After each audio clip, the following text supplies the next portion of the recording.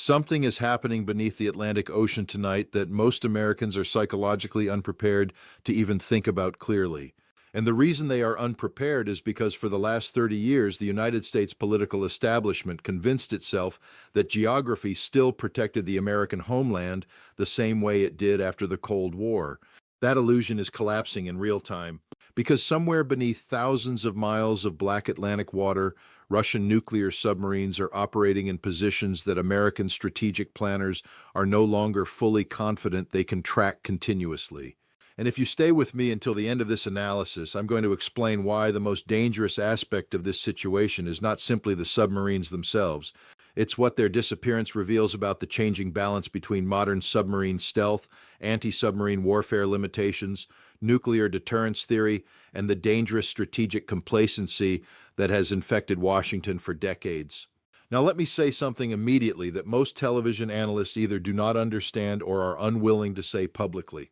Nuclear deterrence only works when both sides maintain confidence in their ability to understand the operational picture. Once uncertainty begins overwhelming confidence, political systems become unstable very quickly, and submarines introduce uncertainty unlike any other military platform on Earth. Aircraft can be tracked, missile silos can be surveilled, surface fleets can be monitored by satellites. But ballistic missile submarines exist specifically to disappear. Their entire strategic value rests on invisibility, and this is where the situation becomes extremely dangerous. Because over the last 20 years, Russia invested heavily in restoring one specific capability, while much of the West remained focused on counterinsurgency wars, nation-building operations, and precision strike campaigns in the Middle East. Quieting technology, deep-water survivability, Arctic bastion defense, long-range nuclear second strike capability.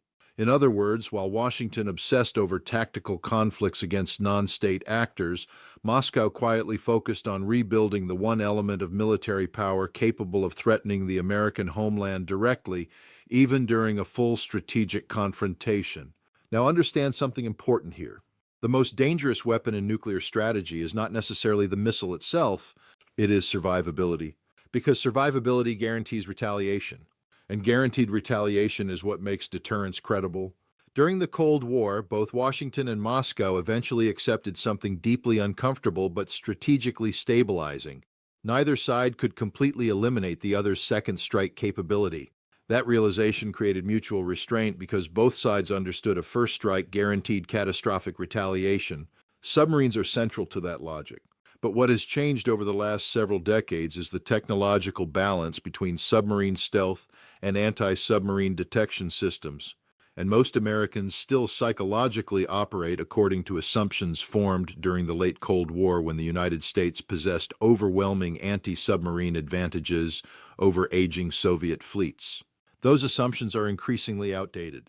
Now stay with me because this next point is critical if you want to understand why military planners are taking this so seriously tonight.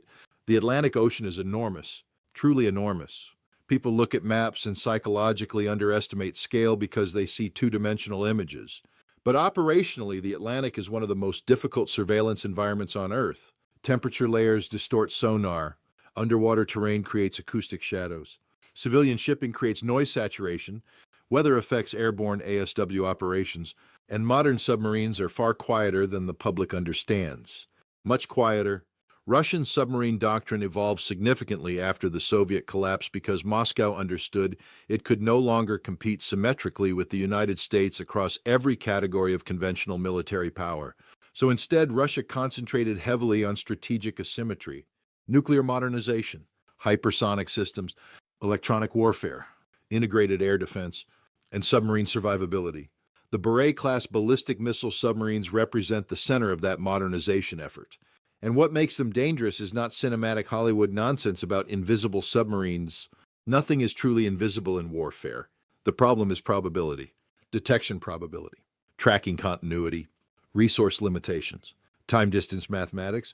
The ocean does not need to completely hide a submarine forever. It only needs to create enough uncertainty long enough to preserve launch capability. That is the entire strategic game.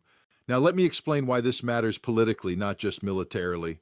During periods of heightened nuclear tension, governments depend on warning time to preserve decision-making stability. Warning time allows verification.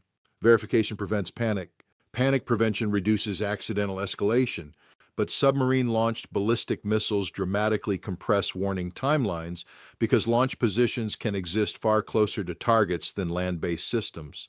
And if you think that's alarming, the next reality is even worse.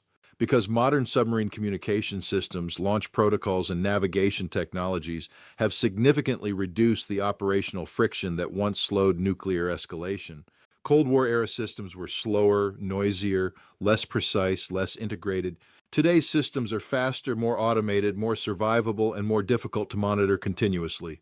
That means political leadership may have less time than ever before to distinguish between signaling, preparation, accidental escalation, or actual launch conditions. Now think carefully about what that means psychologically inside command structures during a crisis. If strategic planners begin losing confidence in tracking reliability, pressure increases immediately throughout the decision-making chain. Intelligence agencies become nervous. Military commanders demand readiness adjustments. Continuity of government protocols begin activating quietly. Emergency communication systems shift posture. None of this necessarily means war is imminent, but it does mean strategic trust in the operational picture is weakening. And once that trust weakens, escalation risks rise dramatically. Now let me address something else the public rarely hears discussed honestly. Anti-submarine warfare is extraordinarily resource-intensive. The United States still possesses the most capable ASW infrastructure in the world overall, but capability does not equal omnipresence. There are not infinite maritime patrol aircraft. There are not infinite attack submarines available for tracking missions. There are not infinite sonar arrays covering every square kilometer of ocean continuously. Military systems operate within finite logistical, maintenance, and personnel constraints. Always. And one of the greatest misconceptions in public discourse is the assumption that superior technology automatically guarantees total operational awareness. It does not, especially in underwater warfare. Underwater warfare remains one of the few military domains where uncertainty still dominates even among advanced powers. That's why submarines matter so much strategically, because they exploit uncertainty itself as a weapon. Now stay with me because this next part is where the situation becomes historically significant. During the unipolar era after the collapse of the Soviet Union, many American policymakers gradually convinced themselves that nuclear deterrence stability had become almost procedural, bureaucratic, managed, predictable, something existing permanently in the background while conventional power projection dominated foreign policy thinking. But major power competition changes that completely. Russia never abandoned strategic nuclear thinking. China certainly hasn't abandoned it. And increasingly, both Moscow and Beijing view undersea warfare as one of the few domains where the United States cannot guarantee uncontested dominance. That matters enormously, because strategic confidence shapes political behavior. If Washington believes submarine threats remain manageable, escalation thresholds remain relatively stable. But if uncertainty grows regarding undersea tracking capability during crisis conditions, political caution increases rapidly. Suddenly, geography feels smaller, warning times feel shorter, vulnerabilities feel more personal. And this is where East Coast anxiety becomes politically relevant. Not because evacuation itself necessarily means imminent attack. Most people misunderstand emergency preparedness entirely. Governments prepare for contingencies precisely to avoid chaos if escalation worsens unexpectedly. But preparation measures reveal threat perception. They reveal seriousness. Governments do not quietly review continuity procedures during ordinary geopolitical disagreements. They do it when uncertainty increases. And uncertainty is exactly what submarines create best. Now let me explain another problem most mainstream discussions completely miss. Nuclear submarines are uniquely destabilizing during crises because verification becomes extremely difficult. During traditional arms control environments, missile silos could be monitored. Bomber deployments could be observed. Satellite imagery could confirm posture changes. But submarines disappear by design. That creates a fundamental verification problem inside crisis management itself. You cannot easily verify de-escalation underwater. That is an enormous strategic problem, because modern deterrence theory was largely built around observable balance. Each side needed enough visibility into the other's capabilities to preserve rational restraint. But underwater nuclear systems reduce visibility dramatically. And when visibility decreases during periods of political tension, worst-case assumptions begin influencing strategic planning. Now ask yourself something important. What happens if both sides begin operating according to worst-case assumptions simultaneously? That's the danger. Not simply the submarines themselves, but the psychological and strategic instability created when uncertainty dominates the operational environment. And this is where the broader geopolitical context matters enormously. The world today is entering a period far more unstable than the late post-Cold War era many policymakers became accustomed to. Arms control treaties have weakened. Trust between major powers has deteriorated. Communication channels are increasingly politicized. Regional wars are expanding. NATO-Russia tensions remain elevated. China-US rivalry is intensifying across multiple domains simultaneously. All of that forms the backdrop for this submarine crisis. Now, if you think military planners in Moscow are not studying American domestic psychology carefully, you misunderstand modern strategic competition entirely. Russia understands something very important. Proximity changes political pressure. Nuclear threats feel abstract when discussed theoretically. They feel entirely different when the American public begins imagining submarines operating off the East Coast with compressed warning times. That changes political calculations immediately, because democratic systems react differently once threats feel personal rather than distant. Public pressure increases, media narratives intensify, political divisions deepen. Demands for either escalation or de-escalation become more emotional. Rational strategic discussion becomes harder precisely when it becomes most necessary. And if you think that's dangerous, you still haven't reached the most alarming part yet. Because while Washington spent decades focused on land wars and counterterrorism campaigns, undersea warfare evolved technologically in ways many civilian leaders never fully appreciated. Quieter propulsion systems, better acoustic coatings, improved sonar deception techniques, advanced communication survivability, integrated Arctic operations, long-range standoff launch capability. These developments changed the strategic environment slowly enough that political systems largely ignored them until moments like this suddenly force attention back onto realities that never disappeared. The nuclear balance never disappeared. It simply became less visible politically. But invisibility should never be confused with irrelevance. Now let me tell you what concerns me most about where this could lead. Historically, crises become most dangerous not when leaders clearly understand the operational picture, but when uncertainty and compressed timelines begin interacting simultaneously. Shorter warning windows create pressure for faster decisions. Faster decisions increase miscalculation risk. Miscalculation risk increases escalation probability. Submarines intensify every part of that equation. And unlike conventional military deployments, submarine operations occur largely outside public visibility. That creates another problem. Populations remain psychologically detached from strategic reality until tension suddenly becomes impossible to ignore. Then panic replaces complacency almost overnight. That transition may already be beginning now, because once governments start quietly reviewing emergency continuity procedures, strategic planners are no longer operating inside ordinary peacetime assumptions. They are operating according to contingency logic shaped by uncertainty regarding escalation pathways. And in nuclear environments, uncertainty is the most dangerous variable of all. Now, here is where this situation becomes even more dangerous, because once strategic uncertainty begins affecting political leadership directly, military logic and political logic start colliding in ways that can become extraordinarily unstable. Military planners think in terms of capability, survivability, response time, and operational advantage. Political systems think in terms of public perception, escalation management, alliance cohesion, and domestic pressure. During stable periods, those two systems can coexist relatively smoothly. During nuclear crises involving submarines, they begin pulling against each other almost immediately. And that tension is exactly what makes undersea nuclear deterrence so uniquely frightening. Because submarines operate in silence, and silence creates fear far more effectively than visible military force. A bomber can be tracked. A missile silo can be photographed. A carrier strike group can be monitored by satellite every hour of the day. But a ballistic missile submarine somewhere beneath the Atlantic forces political leadership to contemplate a threat that may already be within launch range before warning systems even detect movement. That changes decision-making psychology dramatically. Now let me explain something most people still do not fully understand about modern nuclear strategy. The purpose of strategic nuclear forces is not simply destruction, it is pressure. Political pressure, psychological pressure, strategic coercion. The ability to alter enemy calculations without necessarily firing a weapon. And submarines are exceptionally effective coercive instruments because they create persistent uncertainty that cannot easily be neutralized.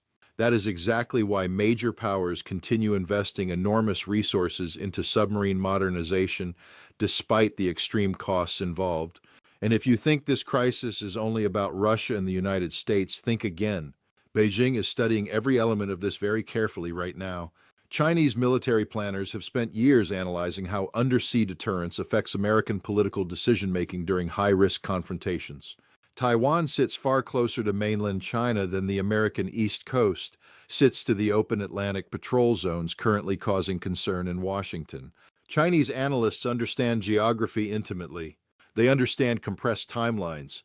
They understand psychological proximity. And they understand that modern deterrence increasingly depends on creating uncertainty rather than simply displaying raw firepower. That's the larger strategic lesson unfolding here. Now stay with me because this next point is absolutely critical.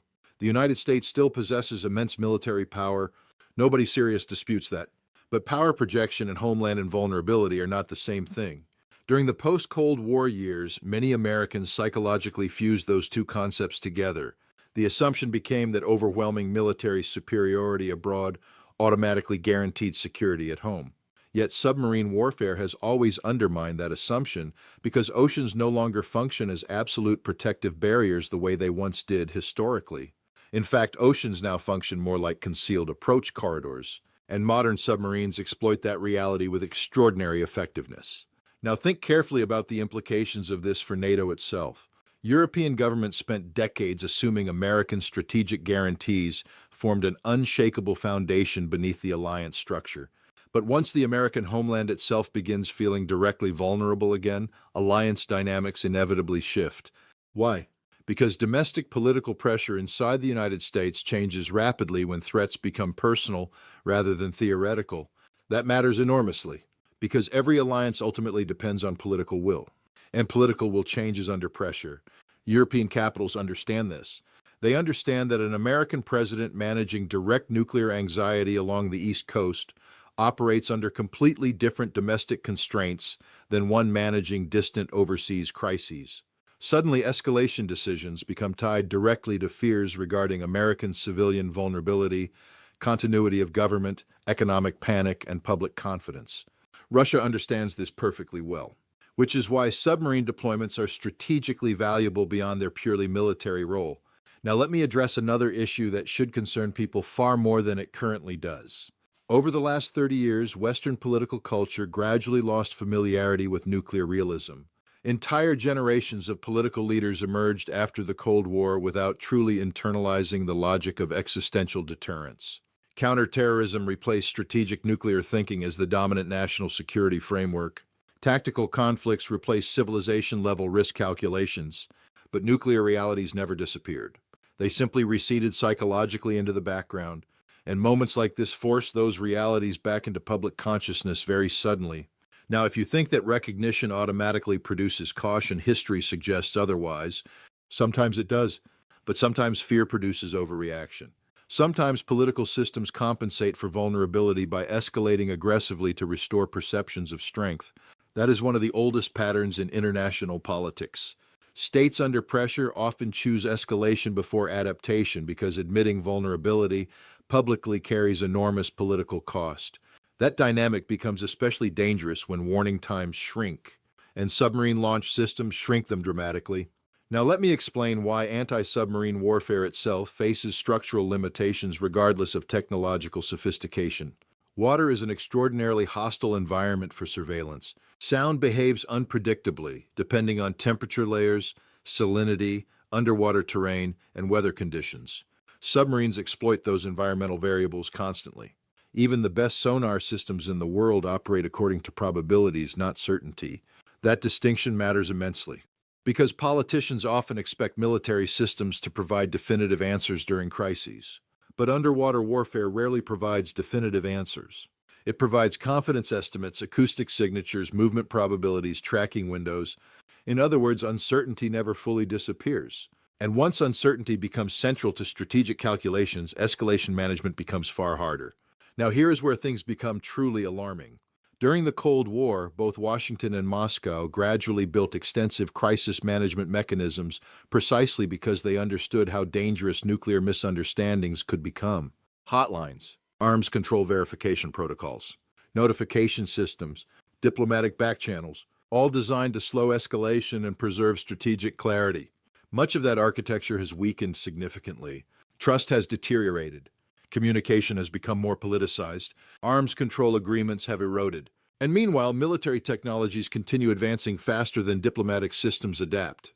That combination is extraordinarily dangerous because political leadership now operates inside a strategic environment featuring faster systems, shorter timelines, greater uncertainty, and weaker trust simultaneously. Submarines intensify every one of those pressures. Now ask yourself something important. What happens if military planners begin interpreting routine defensive measures as offensive preparation because they no longer trust the operational picture fully? That is how escalation spirals begin historically, not always through deliberate aggression, but through fear interacting with uncertainty under compressed timelines. And compressed timelines are exactly what submarine deployments create. Now stay with me because this next point may be the most important of all. The real significance of this crisis is not necessarily whether launch orders ever occur. The real significance is what this moment reveals about the strategic transition currently underway globally. The unipolar era conditioned many Western institutions to think primarily in terms of power projection outward, but major power competition forces a return to mutual vulnerability. That changes everything psychologically because mutual vulnerability imposes restraint differently than unilateral dominance. It forces governments to reconsider assumptions regarding escalation, intervention, and coercion. It forces political systems to rediscover caution they may have gradually abandoned during decades of overwhelming superiority. Russia's submarine posture is not simply a military maneuver. It is a strategic reminder. A reminder that the American homeland is not immune from great power confrontation. A reminder that oceans no longer guarantee sanctuary. A reminder that nuclear deterrence still governs the upper limits of international politics, whether populations think about it daily or not. And if you think policymakers in Washington are fully prepared psychologically for that reality, I'm not convinced they are. Because modern political culture rewards confidence far more than restraint. Leaders are pressured constantly to appear strong, decisive, uncompromising, but nuclear stability often depends on exactly the opposite qualities: patience, caution, ambiguity management, and acceptance of mutual vulnerability. Those are difficult political virtues during crises, especially when public anxiety rises. Now, let me tell you what concerns me most moving forward. The current geopolitical environment is already unstable before adding submarine uncertainty into the equation. Ukraine remains unresolved. NATO-Russia tensions remain elevated. The Pacific theater continues militarizing. Energy systems remain fragile. Global trust between major powers is deteriorating steadily. All of these pressures interact with each other, and submarine crises amplify strategic mistrust faster than almost any other military development because verification remains so difficult underwater. You cannot easily reassure adversaries about submarines. You cannot easily prove de-escalation. You cannot easily separate signaling from operational preparation once tensions escalate beyond certain thresholds. That ambiguity creates persistent danger. Now think about what that means for future conflicts generally. Every major power studying this situation is learning the same lesson. Survivable undersea deterrence remains one of the most powerful strategic tools in modern warfare precisely because it generates uncertainty. Political systems struggle to manage calmly. China is learning from this. Russia already understands it deeply. And eventually, the United States will need to confront the reality that strategic dominance no longer means immunity from vulnerability. That may be the single most important lesson of all. Because the era of uncontested security assumptions is ending, geography no longer protects the way it once did. Technology has compressed strategic space. Warning times are shrinking. Decision cycles are accelerating. And political systems built around media pressure and constant public reaction are now interacting with military realities demanding extraordinary caution. That contradiction is dangerous, very dangerous. And if political leadership fails to adapt psychologically to this new environment, the risk of catastrophic miscalculation increases dramatically over time. Because deterrence ultimately depends not just on weapons, but on disciplined political judgment under pressure. And right now, the world is entering a period where pressure is increasing faster than strategic discipline.